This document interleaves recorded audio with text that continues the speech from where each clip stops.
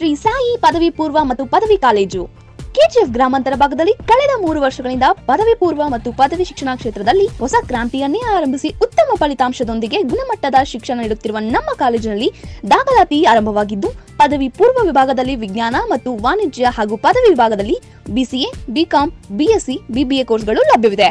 ನಮ್ಮ ಕಾಲೇಜಿನಲ್ಲಿ ದೊರೆಯುವ ಸೌಲಭ್ಯಗಳೆಂದರೆ ಪ್ರತಿಭಾನ್ವಿತ ವಿದ್ಯಾರ್ಥಿಗಳಿಗೆ ಸರ್ಕಾರದ ವಿದ್ಯಾರ್ಥಿ ವೇತನದೊಂದಿಗೆ ಸಾರಥಿ ಫೌಂಡೇಶನ್ ವತಿಯಿಂದ 20,000 ವಿದ್ಯಾರ್ಥಿ ವೇತನ, ನೂತನ ಕಾಲೇಜು ಕಟ್ಟಡ, ನುರಿತ ಪ್ರಾಧ್ಯಾಪಕರಿಂದ ಬೋಧನೆ, ಸುಸಜ್ಜಿತ ಕಾಲೇಜು ಕೊಠಡಿಗಳು, ಕಂಪ್ಯೂಟರ್ ಮತ್ತು science lab, NEET, CET, bank exam coaching, ವಿದ್ಯಾರ್ಥಿಗಳಿಗೆ ವಸತಿ ಸೌಲಭ್ಯ, ಟ್ರಾನ್ಸ್ಪೋರ್ಟ್ ಸೌಲಭ್ಯ ಸೇರಿದಂತೆ ಸ್ಪರ್ಧಾತ್ಮಕ ಪರೀಕ್ಷೆಗಳಿಗೆ ಪೂರಕವಾಗಿರುವ ಎಲ್ಲಾ ರೀತಿಯ ಬೋಧನೆಗಳು ಮಾಡಲಾಗುತ್ತದೆ. ನಿಮ್ಮ ಮಕ್ಕಳ ಉತ್ತಮ ಭವಿಷ್ಯಕ್ಕಾಗಿ ಇಂದೇ ನಮ್ಮ ಕಾಲೇಜಲ್ಲಿ ದಾಖಲಿಸಿ.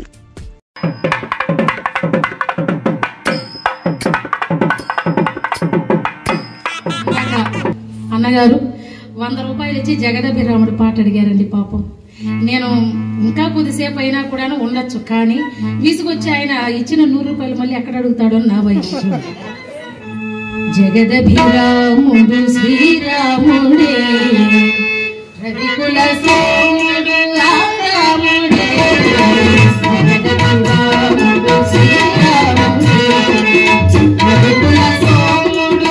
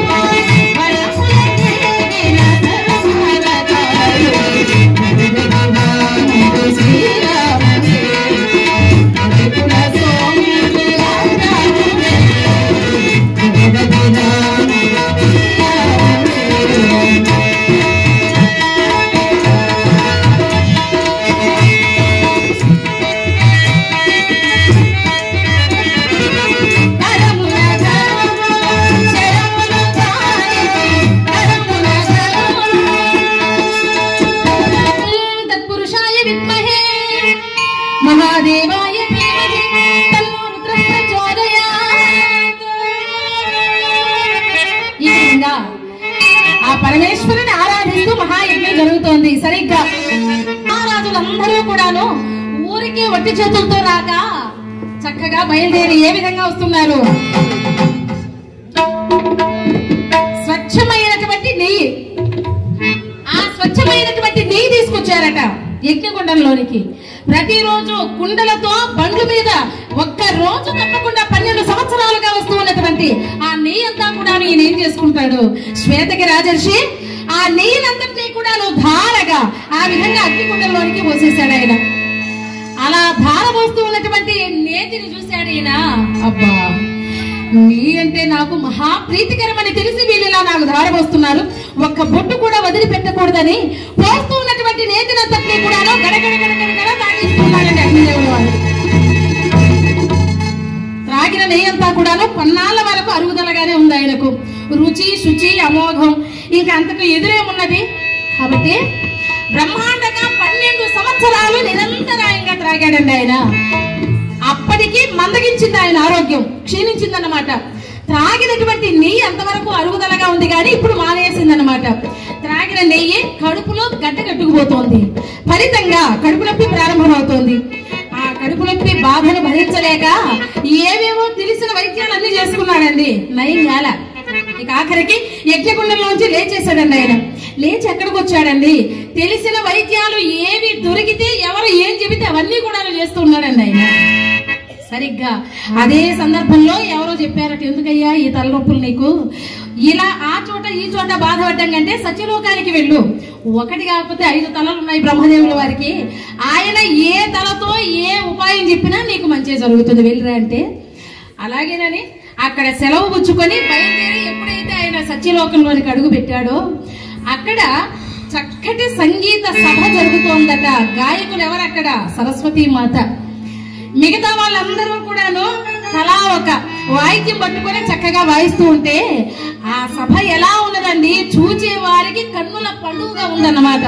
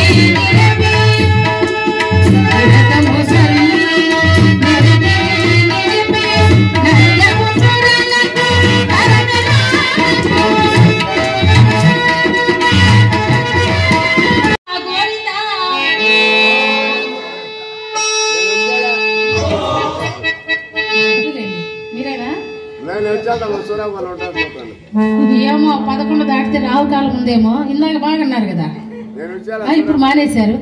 నువ్వు వచ్చేసరికి మారిపోయిందంతా. మరి ఇక బ్రహ్మాండకరమైనటువంటి ఇలాంటి కార్యక్రమంలో పాల్గొన్నప్పుడు అన్యక్షేత్రే కృతం పాపం పుణ్యక్షేత్రే వినశ్యతి, పుణ్యక్షేత్రే కృతం పాపం బ్రహ్మలోకోపి నశ్యతి అని ఒక మాట ఉంది. మనం ఇతర చోట్లలో ఉండేటటువంటి సమయంలో ఏదైనా తెలుసో తెలియకో పాపాలు చేస్తే అన్యక్షేత్రే కృతం పాపం, అక్కడ చేసిన పాపం పుణ్యక్షేత్రంలోనికి అడుగు పెడితే పోతుంది.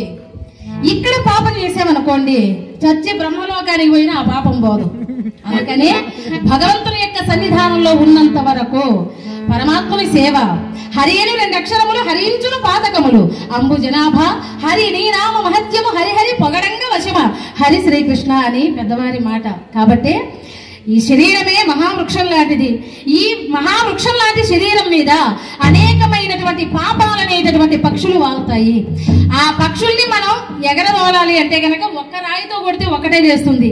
అదే ఓ పెద్ద గన్ను పెట్టుకుని ఠామ్మని వేల్చామనుకోండి, ఆ పక్షులన్నీ కూడాను జల్లున ఎగిరిపోయినట్లుగా మనం చేసేటటువంటి భగవంతుని యొక్క నామస్మరణ గోవింద శబ్దానికి మన శరీరాన్ని అంటిపెట్టుకుని ఉండేటటువంటి దరిద్రాలు, దోషాలు, పీడలు, పాపాలు అన్ని కూడాను మనల్ని విడిచి దూరంగా వెళ్ళిపోతాయన్నమాట. వెళ్ళిపోవాలి కూడాను. అందుకనే గట్టిగా గోవింద అనాలి. మీరు గట్టిగా గోవింద పెట్టారనుకోండి, ఆ దరిద్రాలన్నీ కూడాను మిమ్మల్ని విడిచి వెళ్ళిపోతాయి.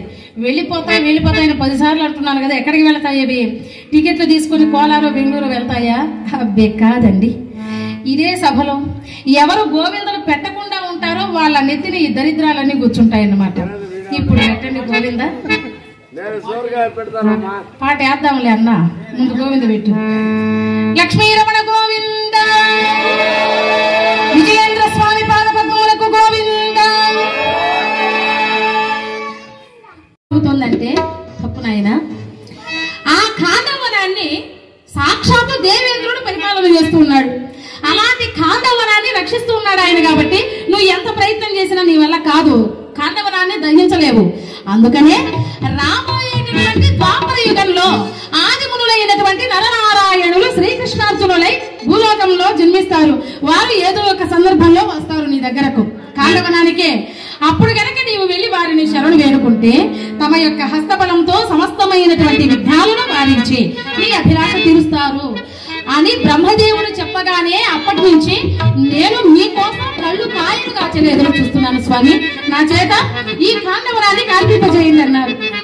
శుభస్య శీఘ్రం. కానీ మా దగ్గర ఆయుధాలు లేవయ్యా. దేవేంద్రుడు ఒకవేళ గొడవకు వస్తేనో, అవును స్వామి అది నిజమే, నేనున్నాను కదా.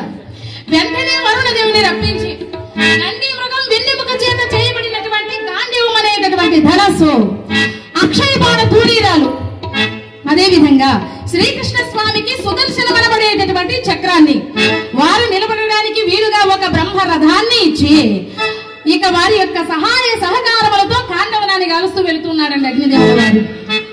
దళయానల జ్వాల ప్రజ్వలిల్లెను మాట,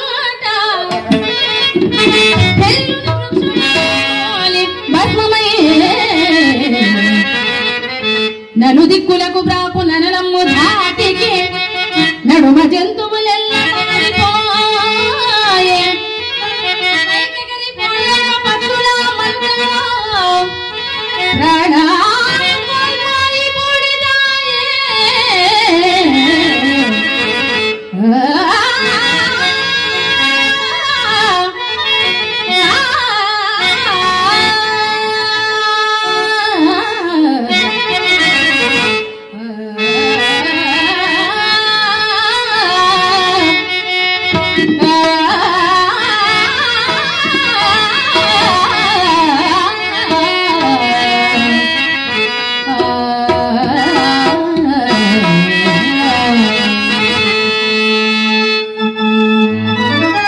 చిక్కకుండా మనలో కొన్ని రోగాలు ఉంటాయి.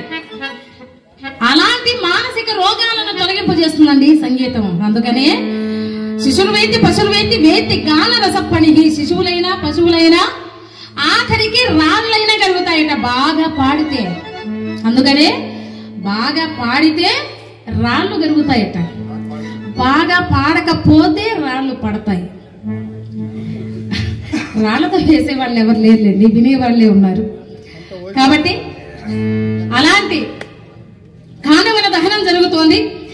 ఆ మంటలు తాకి కొన్ని వారుతున్నాయి, మరి కొన్ని మారుతున్నాయి. మంటలు తాకి కొన్ని బొడిదైపోతున్నాయట. ఆ వనం మధ్యలోని సరోవరంలోని నీళ్లు వేడెక్కిపోయి అందులో ఉండేటటువంటి జలచరాలన్నీ కూడా ఉడికిపోతూ ఉన్నాయి. అదే సందర్భంలో దేవేంద్రుడు యుద్ధానికి వచ్చేసాడు. ఒకవైపున వర్షం కురిపిస్తూ ఉన్నాడు. ఆ వర్షపు నీరు ఒక్క బొట్టు కూడా అందులో పడకుండా ఆ కాండవనం మీద చక్కగా ఒక దట్టమైనటువంటి కవచంలాగా ఏర్పాటు చేశాడు బాణాలతోని అర్జునుడు. ఇంకా కృష్ణార్జునులతో యుద్ధం చేశాడు దేవేంద్రుడు. వారి యొక్క ధాటికి తట్టుకోలేక తిరిగి మళ్ళీ స్వర్గలోకానికి వెళ్ళిపోయాడు. ఇక కాండవన దహనం జరుగుతోంది. అలాంటి సందర్భంలో అదే కాండవనంలో నివాసం ఉన్నాడండి అశ్వసేనుడు అనేటటువంటి ఒక సర్పరాజు. ఇక్కడంటే సిమెంట్ కాబట్టి ఏ ఇబ్బంది లేదులేండి. కసువ కట్టు అయితే గనక మనకు అప్పుడప్పుడు వచ్చి హాయి చెప్పేస్తూ వెళుతూ ఉంటాయి ఏ జెర్రిలో పాములో, పైగా ఎండాకాలం కాబట్టి. అలాంటి సర్పరాజు అయినటువంటి అశ్వసేనుడు ఆ సమయంలో అశ్వసేనుడు